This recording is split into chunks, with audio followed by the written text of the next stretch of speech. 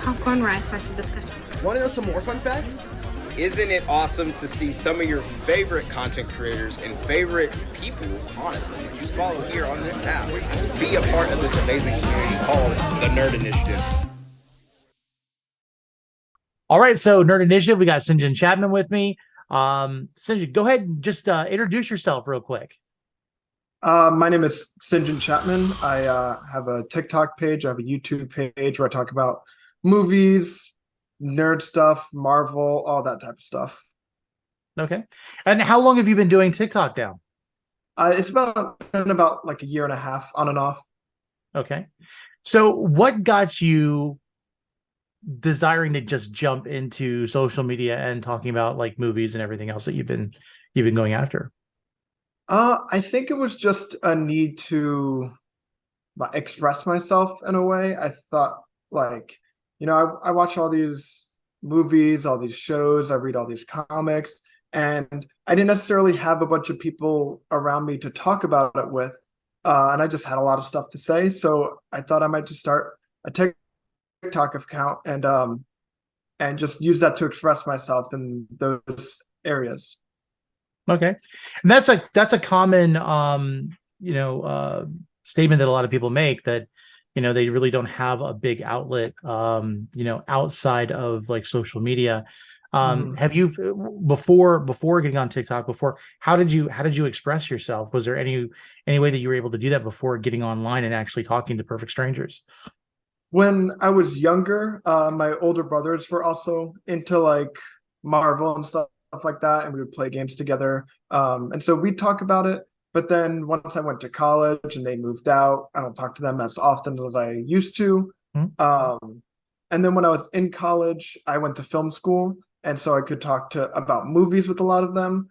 But I also feel like I'm kind of a jack of all trades with like my interests. I watch a lot of TV, I watch a lot of movies, I read, I do comics. And so it was hard to find a group of people that did all of that. Like I could talk about my movie interests with my classmates, but they weren't necessarily into like the Marvel movies. They were more into like the artsy movies, Mm-hmm. So you do have like a very wide range of things that you're interested in. What started that for you? We always talk about a Nerd Initiative. We focus on the idea of a nerd origin story. What got you started in being interested in pop culture and, let's say, comic books, movies, all of that? What is your nerd origin story? Yeah, so I went to film school. So my main, if I had to pick one focus, it would be movies. And that all started when I was younger, and I watched Jurassic Park, and I watched Lord of the Rings, and I fell in love with it there. But then I watched behind the scenes stuff of Jurassic Park and Lord of the Rings, and how they made the dinosaurs and how they made these epic battle sequences. And that made me fall in love with like the filmmaking process, and like not just watching a movie, but making a movie. And then that's what I wanted to do when I was really younger. And then when I went to like middle school and high school, I never really thought about it. I knew I had to get a real job, and I never even like past the age of like 8, I never really thought of that as an actual career path that I could take, until I started looking around for colleges and trying to figure out what I wanted to do. And then I found out that film school was a legit thing that you could do. And so I joined film school, and seeing it be a major in a college and seeing it as a thing that I could actually base my life around made me kind of comfortable with delving into these interests. And now I'm much more into all these different stuff like Avatar: The Last Airbender and Marvel Comics. And because going to film school made me realize that I can make my life around my interests like that. Okay. So I know, like, with film school, like, there's so many different things. Like, there's a cinematography part of it where there's the technical aspect. There is, the writing and the process and all that stuff. And then you also then get the idea, like, from Scream 2, where there's a bunch of, like, film school students that are just sitting around talking about film all day. Like, what was your focus when you jumped into doing film school? Like, what was your primary, like, I guess your major for it. Yeah, I went in mostly focused on the production aspect. I wanted to learn how to make a movie, but I obviously didn't ignore the scholarly academic side of it. But I was much more focused on the filmmaking process, and that's what I do now. I'm a production assistant on movie sets, and I think it really helped me having like half and half, almost having the scholarly side influence the filmmaking side. I think it's really important to be well-rounded in an art like that, to not just focus on the academic side or not just focus on the production side. And my main focus within production would be directing and writing. Those are my two main. Now, with working on production sets as a PA and everything else, would you say that the industry is kind of filled with people that are fans of film as much as they are that work on them? So do you end up seeing, like, obviously you have to play it cool when you're on a set doing something or whatever. Do you ever find people that they're just super excited to be in their role and what they're doing, and it's kind of like fulfilling that lifelong fantasy? Absolutely. I definitely see that much more in the like lower level ones, like all the PAs I work with, they're fresh out of film school too. And then we could just sit there and talk about movies for hours. I Working on a film set is a lot closer to like a blue collar job than I think a lot of people realize. And a lot of people on the crew are kind of like that. There's a lot of people that used to be truckers that now work in the transportation. So it does depend on which part of the film set they're on, but everyone's excited to be there most of the time, and people love making movies. It's a great time. Yeah. I imagine when you look at the rolling credits of a film, there's people you typically will only pay attention to either the first few like seconds of the credits where they're looking for who played it, or even it's like the last couple credits where there's the music. But there's so many working parts in a movie, and it's kind of weird. I think a lot of people don't get that perception. It's like it's almost like it's like in organized sports like the NFL, like Super Bowl just happened. When the team wins the Super Bowl, everyone gets a ring, even the janitor. And people don't really think about that because every person is a part of the team. Oh yeah. And those principal, the principal, like the director of photography or the main director, they always get a lot of the credit, but there's like all of these different things. What would you say has been your most fulfilling experience now being in production?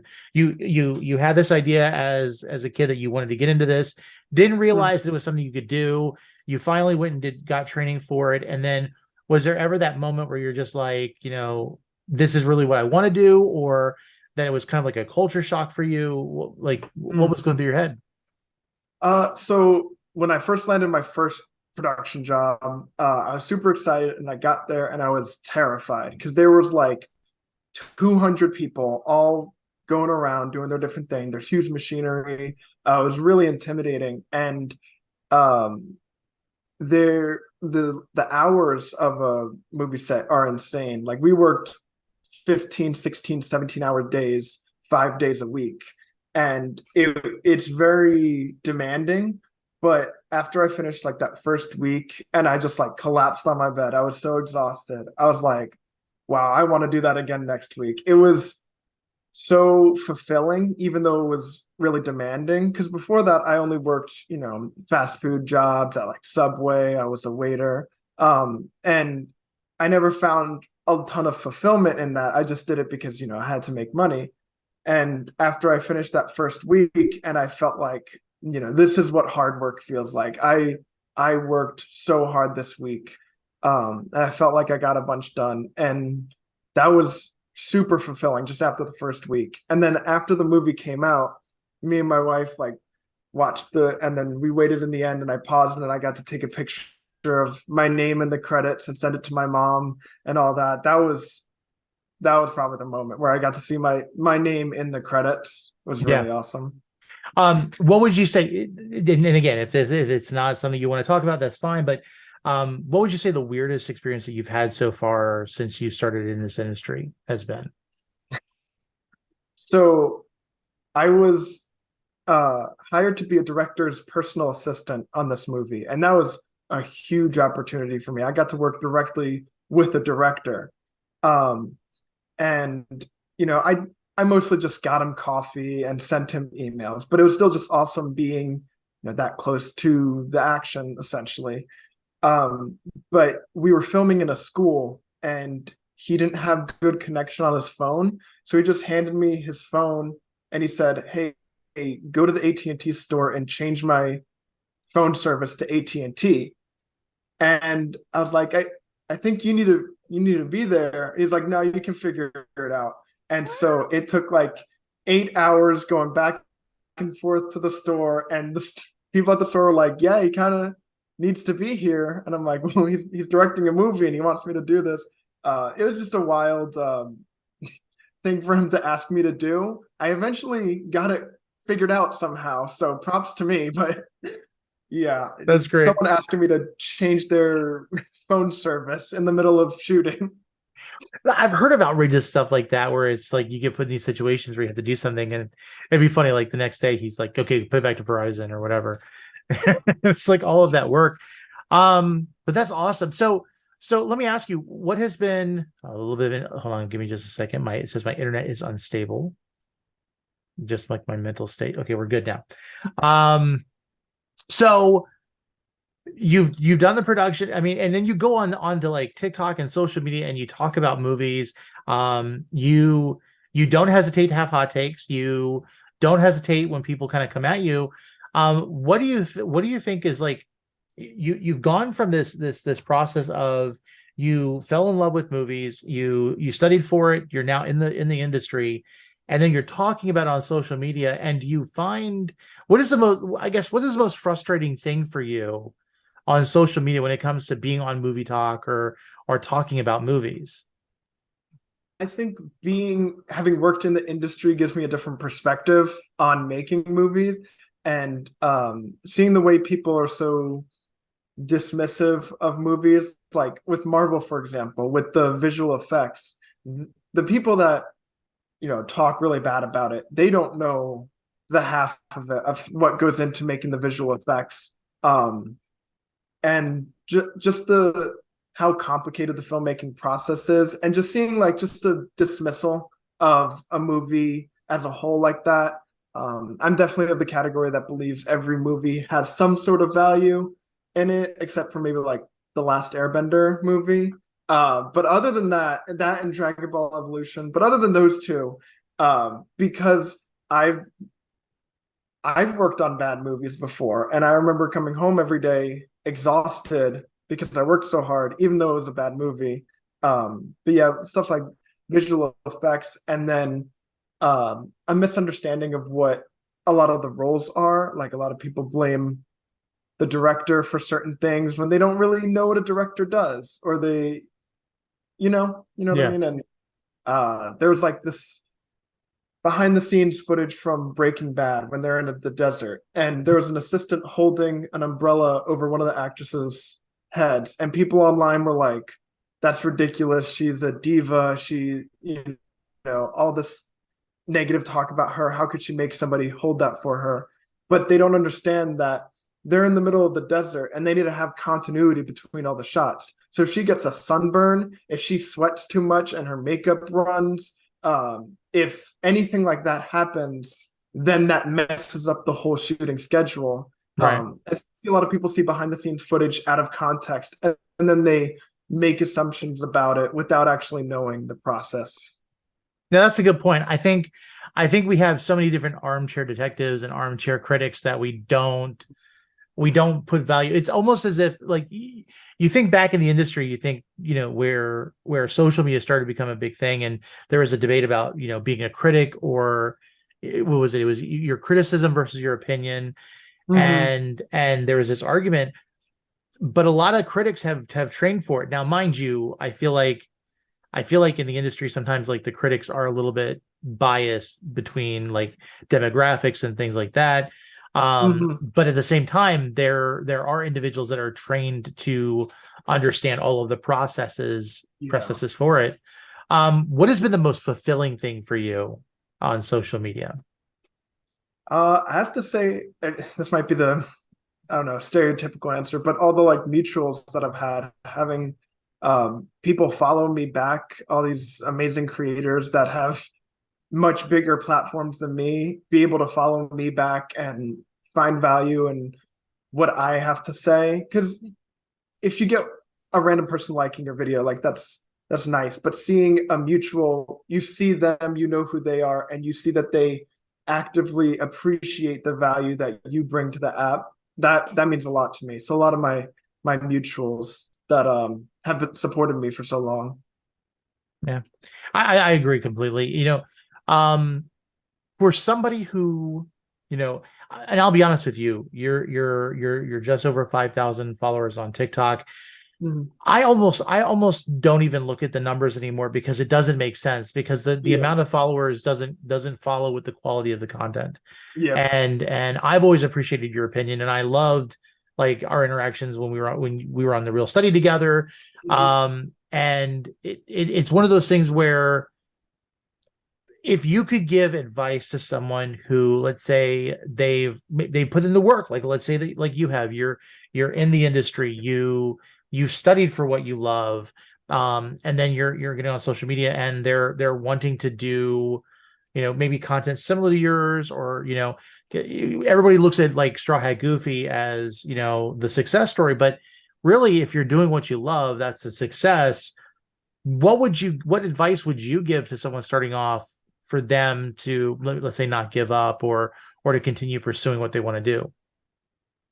Yeah, I think one of the biggest things that I've learned as a content creator is to make sure you're making content that you like and not just doing the things that would get more traction. So, for example, when I first started, I did like trailer reactions to new movies coming out. And I don't have anything against people that do trailer reactions. That's just not, I don't do good with trailer reactions. I didn't enjoy making that. I felt like I was trying to come up with content. It didn't feel as genuine for me to do these like trailer reactions, just because that's not how my content goes. And so I stopped doing trailer reactions, even though they're ones that got pretty good views. A lot of people like seeing the new trailer reactions. But since I didn't enjoy it, I didn't feel like I was making that content, from my heart. I just stopped making that, and that was okay. What are you most excited for? I mean, we've got a lot of stuff coming out this year. There are some things that are great, some things that aren't. What can you say is your prediction for what's going to be like from what's coming out this year? What do you think is going to be the big movies for this year? Let me think. So, which Marvel releases are I don't coming mean out? to That's put the down first this. question. No. So there's Quantumania. Volume 3 is coming out. Volume 3. Yes. And then let me think. I believe Blade is in production. I don't know if I think it's still slated for this year. Yeah. But Volume 3 is probably gonna be like the biggest movie of the year. It seems like it's gonna be the ending of that trilogy and of a lot of characters, whether they die off or they have some resolution where they leave. The introduction of Adam Warlock is going to be huge, and I know that the connection with like the cosmic side of the MCU, there's going to introduce a bunch of really interesting characters. That's one of the most excited Marvel movies like I've felt in a long time. So that's probably going to be the biggest and most exciting movie of the year. I'm almost surprised, and like this is kind of like veering off like into talking about movies more, but with Volume 3, one of the things I'm kind of surprised is that not a lot of people are talking about Chukwudi Iwuji playing the High Evolutionary. Like I was excited to know that he was doing it, and then seeing him in Peacemaker and seeing how he played the character. Like I feel like he's going to be a very menacing presence. Whether or not Adam Warlock is going to cause mayhem, which we know he is, I almost feel like we're gonna it's almost to Kang level of like menacing behavior, Mhm. and it's dispassionate, and it's it's almost a mechanical non-caring like reaction that he's gonna have. I think Yeah. he's gonna be the biggest menace for this Mhm. movie, and I feel like people aren't talking about it enough. Yeah, they're very focused on Kang, and I think that he's going to come out of left field and surprise a lot of people. And I'm excited that James Gunn is introducing these characters because with what he did with the first Guardians of the Galaxy, this group of characters that five people knew about maybe, and made it one of the most popular some of the most popular characters in the MCU. I'm excited to see him bring a character like the High Evolutionary or Adam Warlock and what he's going to do with that. Oh, absolutely. One last question, because like this has been popping in my head since you mentioned it. You said you've been on some bad movies stuff. I'm not gonna put you on the spot. All movie you never want to have that. But let me ask you this: is there ever a time in production, and you can again you can plead the fifth, where let's say everybody knows it's a bad movie, but you're kind of like invested, so you got to keep going through it. Like, is that ever a thing? Yeah. So one movie I was on was a Hallmark movie. And so we know going in that it's a Hallmark movie. We know what we're doing. We're not making 2001 A Space Odyssey, and we fully accepted that. Right. Um the other movie that I worked on that I didn't think was very good. Um I didn't hear what a lot of the higher ups said. I think they thought it was a good movie, but all the trash talking that the PAs did, like in the back of a trailer, we all knew the movie was bad. I always wondered that. Like, it's at some point you're just like you come into work and you give that like a team pep talk. It's like, okay, we know it's bad, but let's just make the best of it.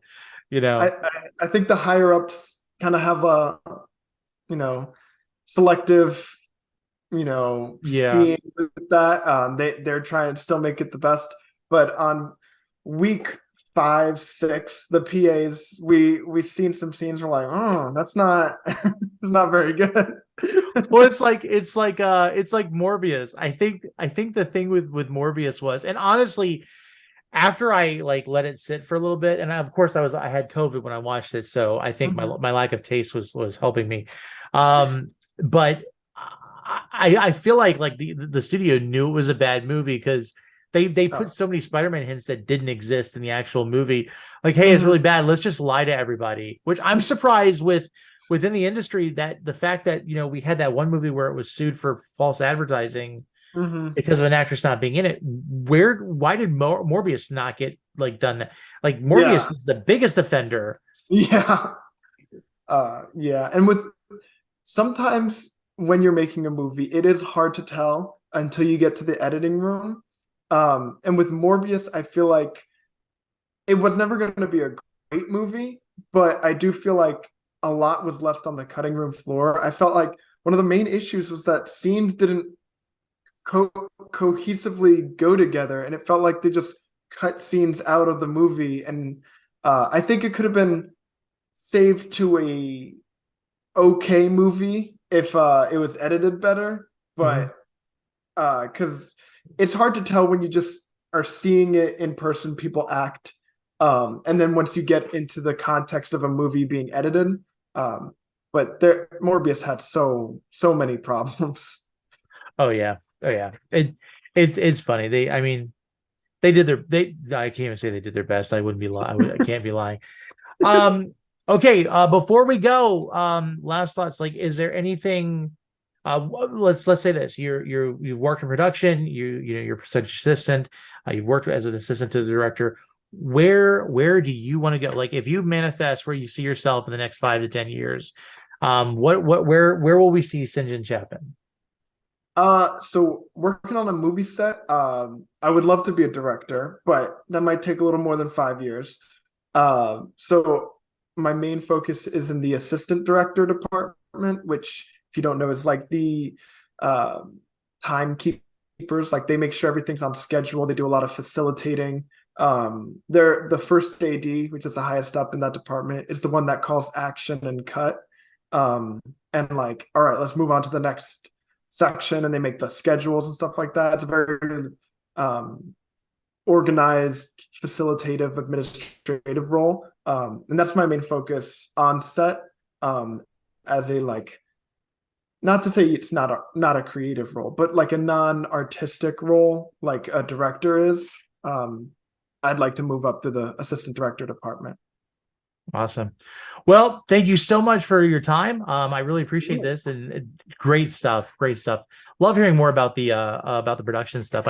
I know with like our mutual all the movie things, like he gets a lot into the technical stuff, but just kind of hearing the background, I think that's something that we need more of. We need more people to kind of explain the process so that we're a little bit less critical, I think, in some cases. Yeah,